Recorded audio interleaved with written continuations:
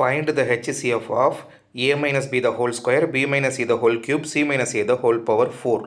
அவங்க கேட்டிருக்கிறது HCF. சரி, அப்போ நம்ம என்ன பண்ணுவோம்? முதல்ல a minus b the whole square எடுத்து எழுதிக்கிடுவோம். இதே மாதிரி அடுத்து b minus c the whole cube நம்ம எடுத்து எழுதிக்கிடுவோம். b minus c the whole cube, அடுத்து c minus a the whole power 4. Right, இப்போ எல்லாத்துக்குமே நம்ம ஸ்கூலில் சொல்கிறது அந்த டானா வகுத்தல் போட்டுருவோமா? அப்போ ஃபஸ்ட்டு டேர்ம் வந்து a minus b the whole square. First 3 டேர்மும் பாருங்கள், எந்த காமன் டேர்மும் இல்லாதனால ஒன்றால் மட்டும்தான் அது டிவைட் ஆகும். அப்போ ஒன்றால் வகுத்தா மட்டும்தான் a minus b the whole square, b minus c the whole cube, c minus a the whole power 4 கிடைக்கும். இவங்க கேட்டிருக்கிறது HCF. HCFனா என்ன? பொது வகுத்தி. அப்போ அதோட ஆன்சர் வந்து 1.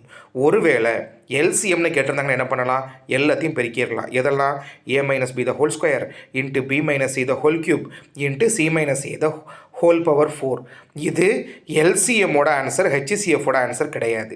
கரெக்டுங்களா? அப்போ நமக்கு ஆப்ஷன் பி மட்டும்தான் கரெக்டு, ஆப்ஷன் சி வந்து தப்பு.